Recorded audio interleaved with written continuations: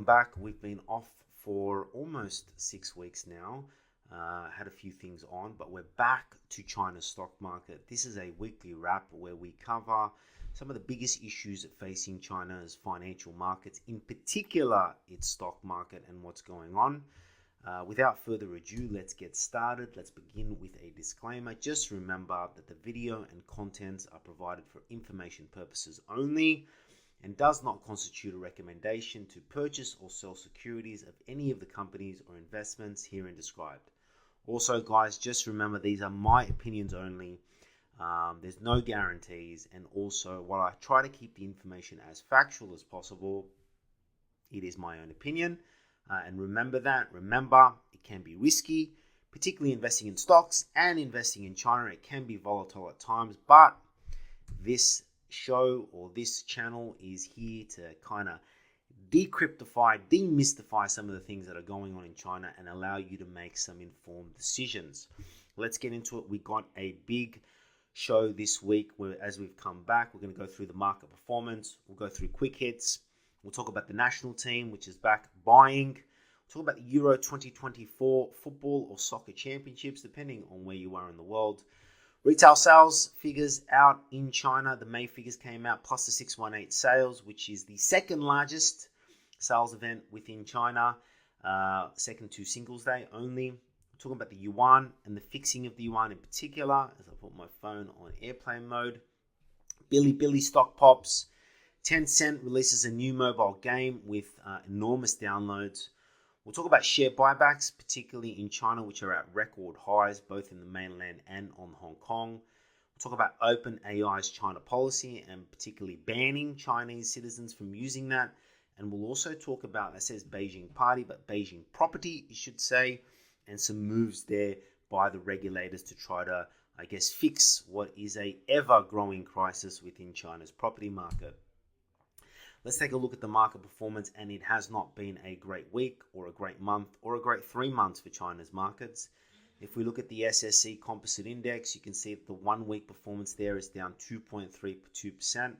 Now remember, we take that from Thursday last week, which is the 20th of June, into the 27th of June.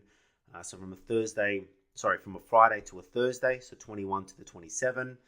Shenzhen Composite, you can see they're down 6.74% for the month, or 3.82% for the week. So the mainland has been hit. And the Hang Seng, particularly its tech index there, down 3.99% and 5.83% for the month. If you look at China's markets in general, we're talking about 4-month lows, depending on what index you look at. And that's been because of multiple issues, which we'll cover in today's episode. All right, so let's have a look at the quick hits.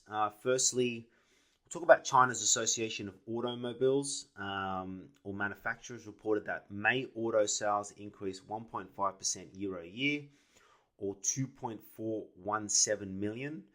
So new energy vehicles continue to rise within China. Some of the look at that. So hybrids increased by 33.3% year-on-year to 955,000 vehicles. 39.5% of total auto sales were new electric vehicles in China. So you can see the adoption of EVs within China clearly leads the rest of the world. And that's a lot because of government intervention pushing that. You're seeing, we saw previously during the year, the loan rates on increase, so you can borrow more to buy a new electric vehicle within China. But I bring it up because we also talk about China's overcapacity. It's a big common theme we see around the world, China's overcapacity, producing too many cars, flooding the market with cheap cars. But they're certainly buying a lot of cars there domestically. So NEVs have a significant market share as compared to the combustion engine, and they're leading the world in that going forward. Let's talk about 618 sales. We do cover that a little bit, but we saw 618 sales just finished last week. Alibaba and JD both reported double-digit growth in their sales, although they didn't report total numbers. The market didn't like some of the figures that we saw, which we'll cover in a moment. If we look at indexes within China, so your major indexes, we don't give you a figure on the weekly performance of the Starboard. I just can't find an accurate or relevant figure, but if you don't know what the Starboard is, it's kind of China's equivalent of the Nasdaq. It's its tech sector, new industries, new sectors, new companies coming on board, but that is actually outpaced the mainland indexes this week, and that's probably as of recent policy benefiting the technological index or the technological focus exchange. We talk about IPOs. It's hotting up within China. So IPO market is heating up with 70 new applications this year alone. That was a figure released during the week.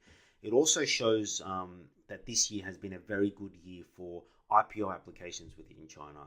And that's off the back of 2023 and 2022 being very slow years because of increased regulation, increased restructure, within Chinese markets, but we're actually starting to see a lot of new Chinese companies come to the board or apply to come to the board. Not necessarily seeing them dual listing overseas, which I think is a common theme. We're going to see Chinese companies listing on Chinese exchanges, either within the mainland or within Hong Kong. We saw some net selling on Monday. In fact, it was the first net sell day in Hong Kong from mainland investors via the Southbound Connect. So mainland investors, as in Chinese on the mainland, access Hong Kong exchanges through the southbound. Foreign investors access the mainland through the northbound, through Hong Kong. And we saw some net selling day, which is indicative of what we've seen in the last couple of months within Chinese exchanges. And that was after 23 net days of buying in a row. So on Monday of this week, we saw mainland investors sell a net 270 million worth of, that's Hong Kong dollars, of listed stocks and ETFs, though selling was concentrated in the Hong Kong Tracker ETF. So a bit of selling by mainland investors. We saw some policy moves out of WeBank. So if you don't know who WeBank is, it's owned by Tencent, one of the largest companies in the world. They received approval to establish a tech subsidiary in Hong Kong. Now, the purpose of this tech subsidiary in Hong Kong is to serve as business management platform for Belt and Road Initiative countries, so providing lending within countries where the Belt and Road Initiative is going through. At the end of last year, WeBank had assets totaling 536 billion yuan and a net profit of 10.8 billion yuan. Now, not a massive news story, but I thought I'd bring it up because if you look at some of these major tech companies, particularly around lending, you talk about Alipay through Ali, and you talk about Tencent through its WePay, they've kind of been restricted from expanding through that overarching regulation we saw in 2022 and early 2023, but they're being allowed to expand. And it's kind of taking off the fence or the cap on expansion of these tech companies. And while it's only a small move, 150 million worth of capital, it's certainly indicative of, I think, the Chinese regulator not necessarily pushing them to grow, but removing some of the fences or the guards or the railways from them allowing to grow. And this is a good initiative for Tencent in general. Let's talk about some other quick hits that have occurred. So Wednesday, the 22nd of June, the CSRC, which is the regulator that regulates its market, which has a new head called the Butcher Broker, that the West likes the term, but he's actually been very good for markets in his previous terms. There was unconfirmed reports that they met to talk about the losses that are occurring in China's stock markets after a pretty good Feb to late April that we've seen. Like I said, Chinese markets, depending on which index you look at, are at 4-month lows. And we did see some national team buying during the week, which I'll cover in a separate slide. Going on from that, the MSC China officially entered a correction after rising 31% from Jan 2022 to May 20th. So a correction is a 10% fall. Depending on what indexes you look at, some indices, some sectors are in a correction mode within China. What I will say about that is that, yes, there was a 31% rise on the MSCI China from January 22nd to the May 20th. Growth stocks that outperformed the index by nearly 10% over the same period are off about 15% from their highs after today. So not necessarily a big pullback. Well, they haven't reversed all those gains. So if they were up 10% above the 31%, or up around 41%, they've pulled back now around 15%. So if you take a step back, the rally is still intact on these high growth stocks within China. And we're talking about China's major tech companies here. However, we need to see some stability. Otherwise, we might see some further sales here. And that's been driven a lot about foreign capital moving out, maybe some profit taking after a tough couple of years in China. And certainly there is some news and geopolitical news around China, which we'll cover. And also, I think the big piece of news, or a big quick hit, is that the third plenum, which sets China's 5-year major economic policies, the date has been set. It'll kick off on the July 15th. And hopefully we will see some policy from the fifth plenum to stabilize and improve China's financial markets, particularly also its property market, which has been, I guess, the epicenter of the lack of growth within China, but also the lack of growth within financial markets and the inability of the Chinese consumer. I don't want to say inability, but the lack of confidence of the Chinese consumer to come out and start to consume and be part of that growth within Chinese GDP. And hopefully that will reflect in China's financial markets. All right, let's go through some of the slides or some of the major issues or major news stories that have come out during the week on China's financial markets. This, I thought, was a good one. So there were indications, and this was on Friday, the 21st of June, within China, that the national team was buying up. If you go through previous episodes, we talked about who the national team is, how they work, what kind of funds under management they have, and how beneficial they've been for Chinese stock rallies in previous years, where we've seen, I guess, prolonged declines within China's markets. If you look at that table there, and if you're listening to us on the podcast, please leave us a 5-star review. If you're listening to us on YouTube, give us a like, hit the subscribe button. Let's grow this channel. Let's increase the news on China's markets. You can see the 3 major tickers. Now, these are ETF tickers that are listed on the mainland. And how this works is that they buy the ticker, the ETF then has to go buy the stock on the market, to keep it in balance. But it's 510300, 510310, and 510050. These are big ETFs which own a lot of China's big mainland stocks. Your Kuaishou Motors, your Bank of China's, your China Petroleums, your China Mobiles. These massive bellwether for mainland Chinese stocks. So on that day, the volume on Friday was 2 million. The previous day volume was 554. The 1-year average volume was 554. So nearly 4 times the volume on there. If you look at the 510310, volume on Thursday was 178,000. Volume on Friday was 1.3 million, or just over. 510050, volume on Thursday 760,000, volume on Friday 1.28 million, average volume 931. So the clear signs that the national team was out there buying Chinese stocks, or buying the ETFs, which will flow into individual buys on China's exchanges, and they were a clear buyer of potentially mega cap stocks which have big weights on the indices. Again, you're talking about your banks, your energy, and your telecom giants, and they were among the few positive mainland gainers on that day. We've talked about this in previous episodes. I think they're not done with their buying. If you look at it to previous crashes like 2016, and you compare the volume they did then to the volume they've done right now, they've still got a lot to go through. So clearly, there's been some directive from the regulators, from the CCP. Let's go out. Let's try to stabilize our market here. Let's try to pick up gains into the rest of the year. And there's some reasons for that. You got to remember, Chinese citizens are probably the largest owners of Chinese stocks. If their Chinese stocks are going down, their wealth is going down, and their wealth has gone down significantly because their property prices have gone down. Then when you feel less wealthy, you're less inclined to spend.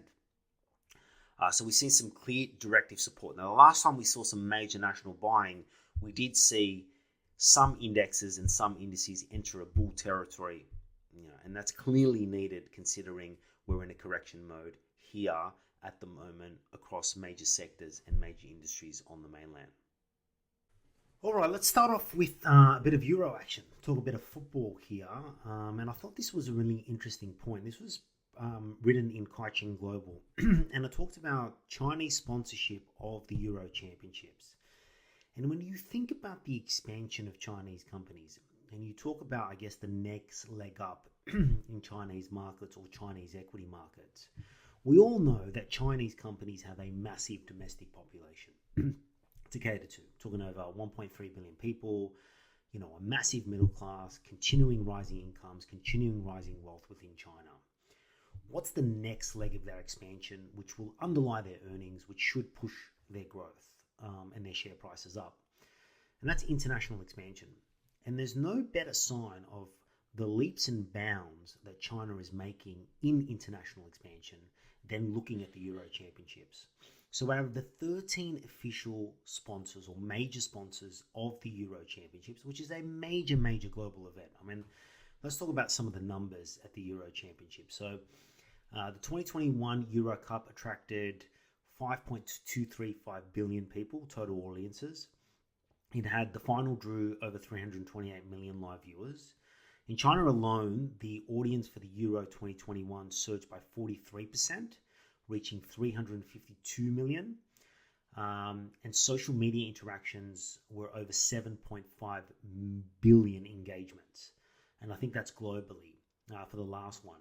So it's a massive event watched by, most soccer fans around the world and sporting fans around the world. So out of the 13 major sponsors, 5 of them are Chinese. So you got Hisense, BYD, Vivo, AliExpress, and Alipay. And I think this is, how do I put this? It shows China's intention, one, to be a global powerhouse, and two, its aggressiveness to continue their expansion overseas. And I really feel you're starting to see or have seen the makings of household names. And you got to think that BYD, largest EV maker in the world, is now a household name around the world. Hisense, we all know Hisense and electronic goods and its consumer electronic goods. Vivo is launching its X100 series as the official mobile phone. You can see that on the screen if you're listening on YouTube. So if you want to talk about Chinese expansion, and what was the greatest thing about the American economy? Yes, it was they had a lot of guns, they had a great navy, but they also convinced the world to use their products and goods and services. They convinced us to wear Nike shoes, to eat McDonald's, to use Visa card, to use Microsoft, to surf on Google, to shop on Amazon. The same thing is happening with Chinese companies. Now, it might not be so prevalent in the West. You might not go to America and see China flapped out in front of you, even though Temu is the fastest growing app. But certainly when you look at the global south, when you look at areas in the east, when you look at some of these emerging countries, there are major Chinese brands in every industry: tech, airlines, consumer electronics, industrials, manufacturing, that are major players. And that continues. So, Hisense continued on from 2016. These are major brands and is significant, is reflective of the growing Chinese influence of their companies around the world. And this is also an expansion phase. We've talked about AliExpress in particular moving to expand in Southeast Asia, which will get a lot of viewers on the Euro and in Eastern Europe. So I thought this was a good point, and I mentioned it on my TikTok channel, that if you want to talk about, if you're ever thinking about expanding your portfolio to include Chinese equities, then have a look at the Euro Championships, because 5 of those major sponsors are Chinese and is reflective of the growing influence of Chinese companies around the world and that journey to becoming household names, just like Apple, just like Microsoft. Now, you might think I'm crazy in saying that, but these are steps that are being taken to do so. And some of these companies are household names in certain areas of the world. So I think it's reflective. Now, we talk about equity markets now in China being at 4-month lows, but there are expansion, there are good companies, and there are many of them within China that have massive domestic bases, but are also expanding overseas, and that's reflected in these sponsorships. And you probably see that in the Olympics going forward, and you got to just watch the English Premier League or anything like that. You will see a lot of Chinese companies advertising there. That's because they've got big balance sheets, they want to expand, and they've got the cash to do so. And that should, if they do it in the right way, reflect in their earnings, which should boost their share prices. All right, let's go on to the next one we're going to cover today. And I'm going to cover retail sales and the 618 sales that occurred in China. So we did see retail sales figures come out about last week. Obviously, we've been off for a little bit, so we didn't cover it last week because we didn't do a show. But retail sales grew 3% year on year in May, reaching 3.92 trillion yuan. This is an increase from April's 2.3% year on year growth.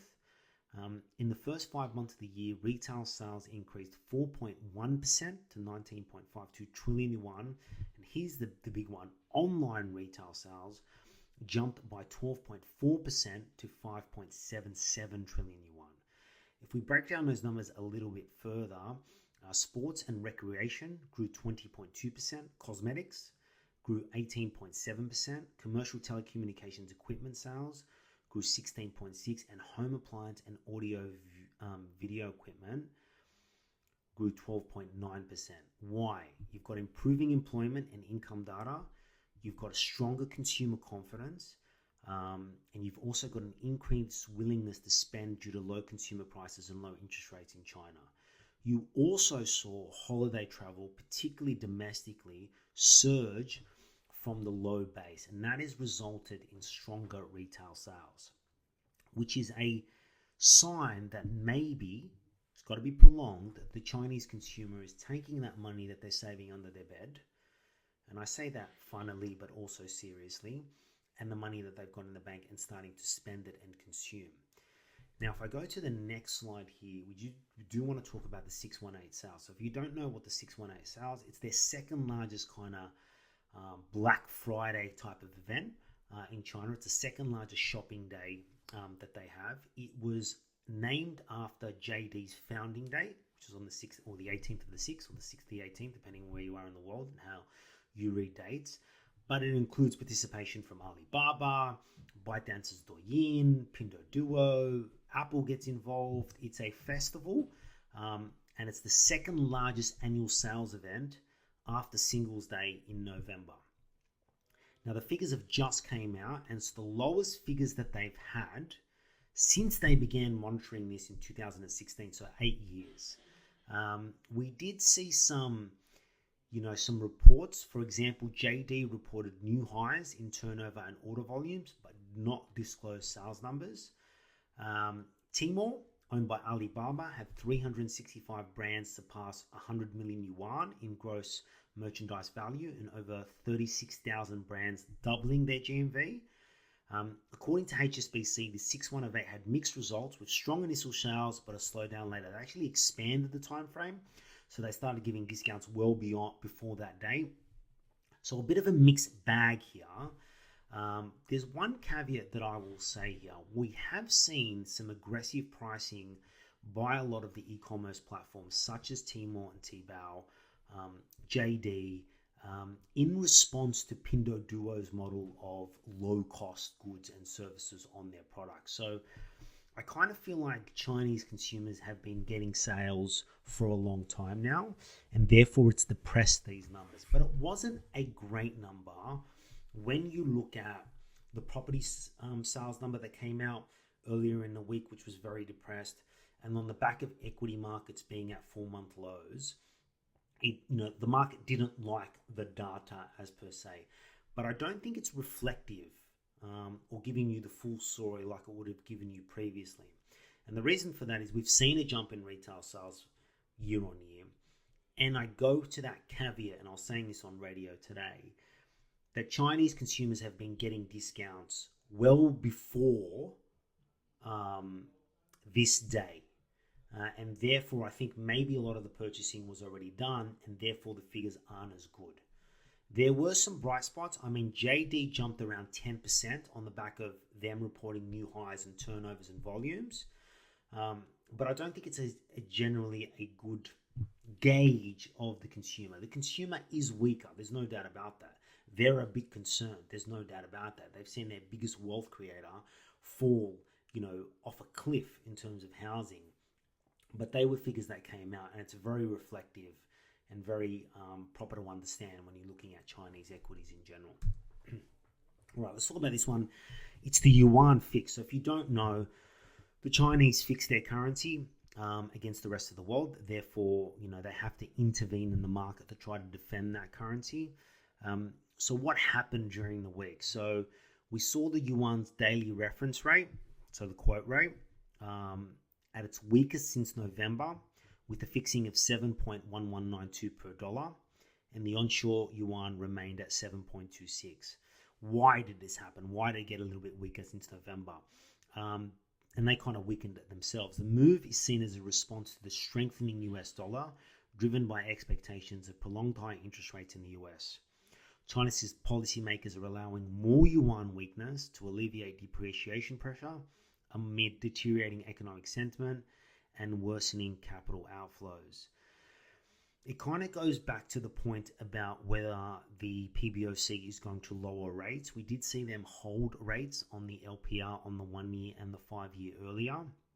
And I think they're a bit concerned. They don't want to lower rates because then they're worried about the yuan falling even further. And therefore, while that makes their exports more competitive, it decreases the purchasing power of Chinese consumers, particularly when they're buying overseas. And I don't think they want to do that in this current environment at the moment. I was asked today on radio whether I thought the PBOC was going to lower rates in anticipation or reflective on the property data that we saw during the week. And my answer was no, because they're a bit concerned about where the yuan is and whether they're going to have to defend it or not by coming in and buying it up to kind of prop it up. And what I also think is they don't want to be caught napping like the ECB did. So the ECB lowered rates in anticipation of the US lowering rates themselves, and the US has done nothing. But that was a big move. Now, this makes a difference, particularly when you're a foreign investor, because if you're essentially investing in Chinese stocks, you have to convert your currency and buy yuan in order to do that. And I know you can't technically buy Chinese stocks directly on the market, or at least retail consumers can't. However, it's a point when you're looking at overseas investments. If you're buying an overseas stock and your currency decreases compared to that overseas stock, then it kind of negates your gains. So they're a bit concerned about foreign investors coming out, but the daily reference rate has weakened, and that is reflective of capital outflows. And this is the reason. If you're invested in China and you're moving your money out, what do you want to do? You sell down your assets in China, selling down into yuan. You then sell your yuan to buy your currency so you can move it out. And that moves downward pressure on it. So it'll be interesting to see where they jump in. Now, the PBOC governor in relation to interest rates, Pan Gongsheng, I've just muddled that pronunciation for sure, said there is room to ease in monetary policy, and they certainly have. Their rates are a lot higher than the rest of the world. Sorry, there are rates in comparison, but they don't have an inflation problem. So they can move down if they wanted to, but I think they're concerned about the yuan, particularly from a move down. And the way that plays out is, if you think about it, money is fluid. So if your rates are lower in China as compared to, let's say, America, money will move to America because it gets a higher rate of return. And that's what a concept called the interest rate differential. So it'll be interesting to see what they do there going forward. All right, so let's have a look at some individual stock news. Bilibili jumped 8% pre-market off the back of a JP Morgan upgrade to its shares. So the JP Morgan upgraded it from overweight to neutral. Excuse me. It actually finished that day. This happened on Monday, the 24th of June. It actually finished that day well over 12% in terms of a rise. So why did JP Morgan upgrade the stock? They expected substantial earnings upside from games and ads monetizations around. That's why I think the 6-1 figure can be taken with a little bit of grain of salt. I mean, the consumer is coming back. Analysts are more positive on Bilibili's stock price outlook for the next 6 to 12 months, predicting higher revenue and profit contributions from online games. So JP Morgan set a target rate of $21 on Bilibili shares. The analyst forecast revenue growth to accelerate from 3% in 2023 to 20%, 13%, and 9% in 2024 to 26, with a 28 percentage point expansion in net profit margin. Their key drivers include the success of Three Kingdoms strategy game and sustained 20+% growth in ads revenue, which is certainly reflective of a stronger economy than we had last year. Analysts expect Bilibili to achieve $583 million in adjusted net profit in 2026, with significant margin expansion. The second quarter 2024 results announcement is expected to be the next share price catalyst, with operating income break-even anticipated for the first time since the company's IPO. So some positive re-weighting there by JP Morgan, and the share price definitely saw the benefit of that. On the back of games, Tencent's new Dungeon and Fighter mobile game has really done well within China. So my understanding is that the revenue generation from the company has been $270 million on Apple iOS platform in its first month, surpassing the long-standing bestseller Honor Kings. So what's the marketing impact of this? It's marked the biggest debut of the year for Tencent, suggesting it could become a marquee franchise, which should be good for the company. It was released earlier than planned due to positive testing feedback, aiming to rekindle growth in Tencent's gaming division. It's got aggressive marketing campaign, asking people to invite their friends via WeChat, etc. And Tencent's shares surged after the game release, reflecting its confidence in its potential to generate significant recurring revenue. It's a good boost for the market in general because from a regulatory context, there's been stringent regulatory approvals in China on new games. And there also has been an overarching regulatory approach to the gaming sector in particular. And Tencent has been the biggest suffer from that because it was so entrenched in the gaming market. It owned major percentages of all the major gamers in China. So I think the market is starting to ease up. You're certainly seeing gaming approvals start to come up quicker, which should be a general boost for the gaming industry in China, which has suffered from a lot of regulation, not only in the restriction on games, but the amount of times people can play on it, the kind of bonuses you can earn from gaming. There's been a lot of overarching control on that. But this is a really good sign that I think it's envisaged of Chinese tech companies being allowed to grow now. And it's another sign that the overarching regulation with China is over, and that the Chinese CCP and the Chinese regulators and the Chinese boards are trying to now, not necessarily directly trying to activate growth, but not necessarily putting in fences to growth. And this is a good example of that in that market within China. All right, let's take a look at share buybacks. So there was a report by a mainland financial media source during the week that talked about the amount of share buybacks there are in China. Now, we've covered this in previous episodes. Share buybacks are at a record highs within the mainland and Hong Kong indexes. This one covers Hong Kong in particular.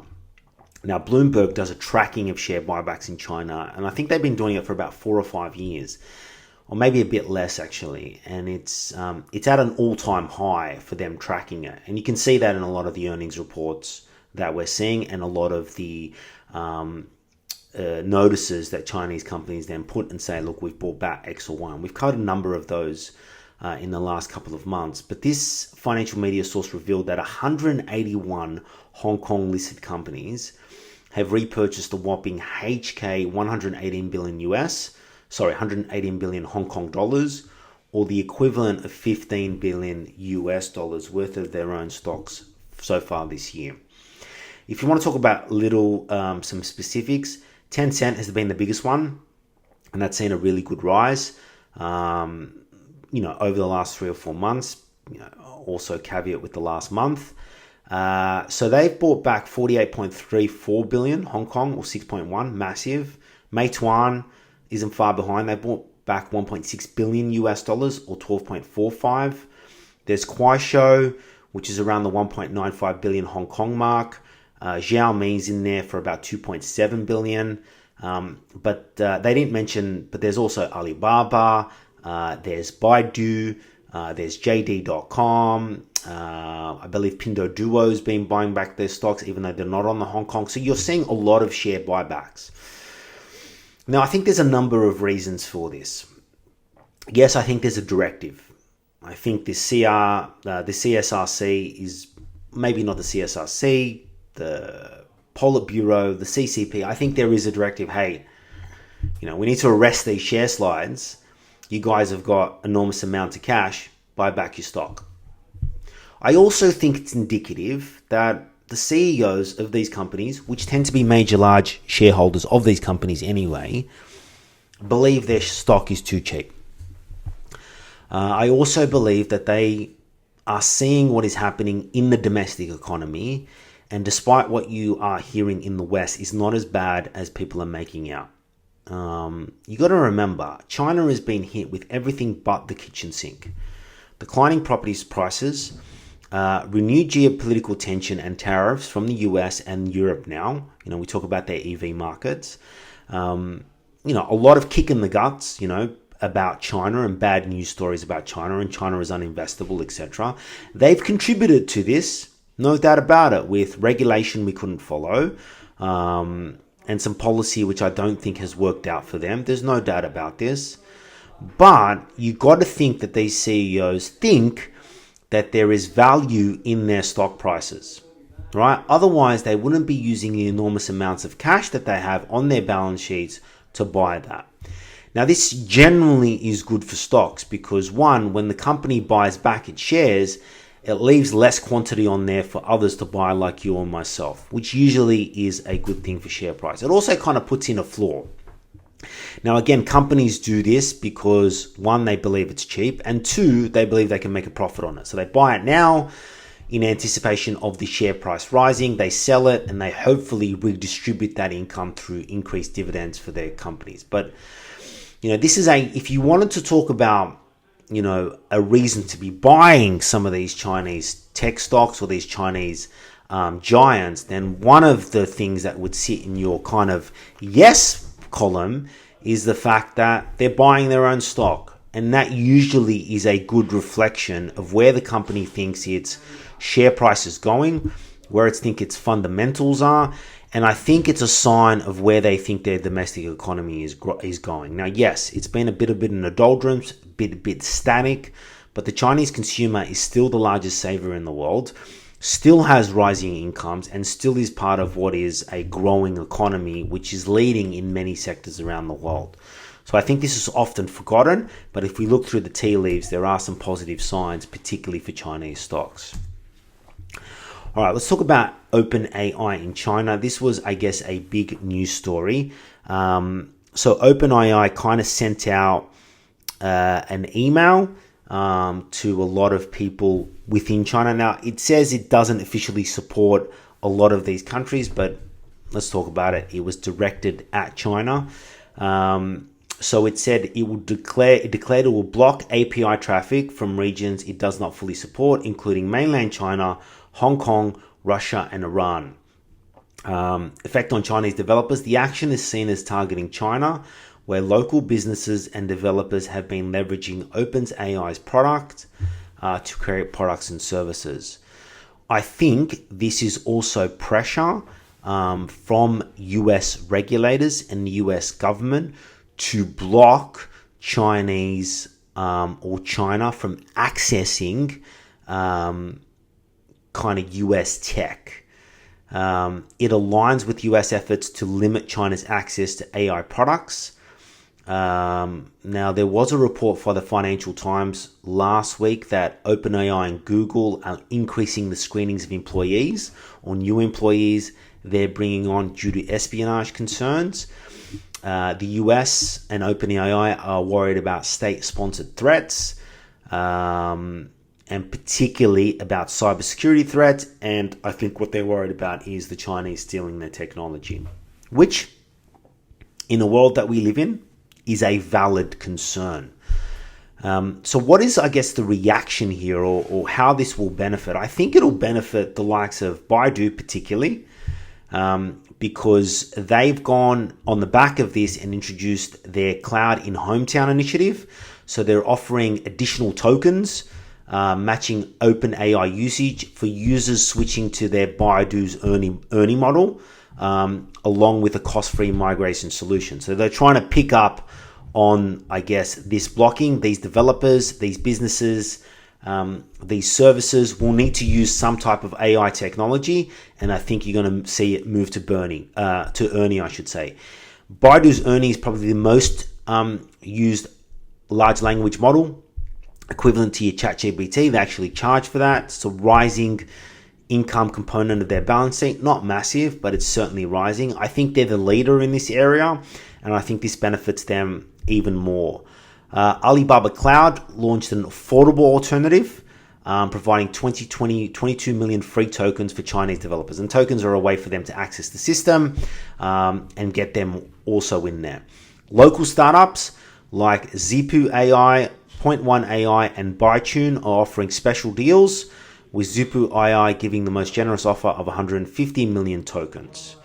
So they're focusing on commercialization with so there is over 100 AI models in China, exceeding 1 billion parameters, and commercialization has been a major priority, resulting in a competitive token pricing war amongst AI companies. There might be a little bit background noise in there. That's just everybody coming into the office while I film this. So I think this is actually an opportunity. It also is a clear notion.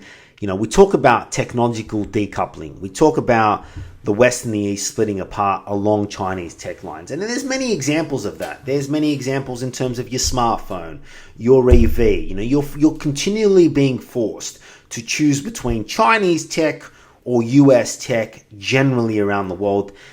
And this is the point I make when I look at particularly technology. There are only two technologies in the world. When you simplify it, there's Chinese tech and there's US tech. And I believe you need to be invested in both for a performing portfolio well into the future. You cannot deny Chinese technology. And I think they are undervalued when you look at their market valuations, their earnings compared to their US counterparts. I think they offer incredible value. This is not a recommendation. Who knows what is going to happen? But the world is clearly dividing along these two lines, and this is another clear reason, or another clear directive, or another clear example of how that's dividing.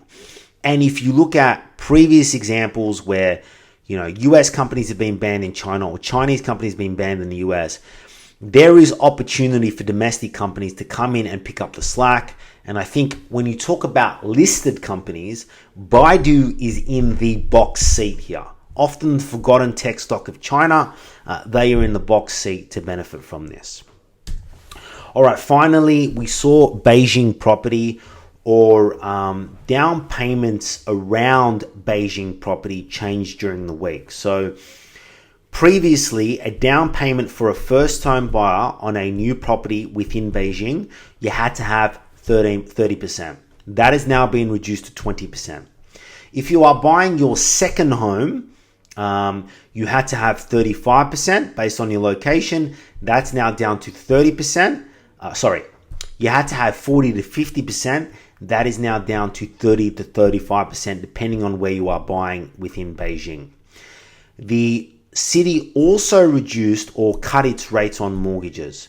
It reduced its minimum mortgage rate to 3.5%, with more favorable terms for families with multiple children and buyers of energy-saving properties. Now, this is a movement by the Beijing local government that puts them in line with other major cities like Shanghai, Shenzhen, and Guangzhou. The People's Bank of China also removed the nationwide minimum mortgage interest rate, lowered the minimum down payment ratio, and provided 300 billion yuan in loans to support affordable housing purchases by state-owned enterprises. Now, This is in response to, I think, the property figures that we saw during, 2 weeks ago. And the fact that particularly when you look around new home sales within China, it continues to lag. And I think there's a number of reasons for that. One, Chinese citizens are concerned with new home sales because they're worried that their properties will not get built. And that's off the back of developers going bust. I don't think the Chinese government actually minds this at this point in time because there's an excess of new housing available, right? So getting new ones built, probably not good for them. Secondly, I think you're seeing Chinese favor secondary home price purchases because they know it's built. Now, they've been lagging also as well. But what you're seeing is continued market policy support for its housing market in an attempt to stabilize it. And this is the key here. They need to get their property market under control. From all reports, depending on what statistics you look at, it's around 50 to 60% of their GDP. And it has been in a nosedive for quite a number of years with no signs of stabilization at this point in time. The figures that came out 2 weeks ago showed that they were at, I think, 15-year lows in terms of another 5% decrease. So decline is continuing. And regardless of the policy support, we saw the whitelist, which was short, sharp money for developers to get it done. We've seen the LPR rate, which is the 5-year LPR rate, which is a key mortgage gauge for new investors buying properties. None of this has seemed to kind of stem the bleeding. It's stemmed the bleeding, but it hasn't stopped the bleeding, I will say. So this is a move, obviously, by the second largest city within China. Its capital, it's a key city, obviously, in terms of its growth. And again, it's come into line with policies or major cities like Shenzhen, Shanghai, and Guangzhou. But another sign that the rut within China's property market is certainly not over, and therefore we're seeing policy support continued. All right, that's it for us for this week.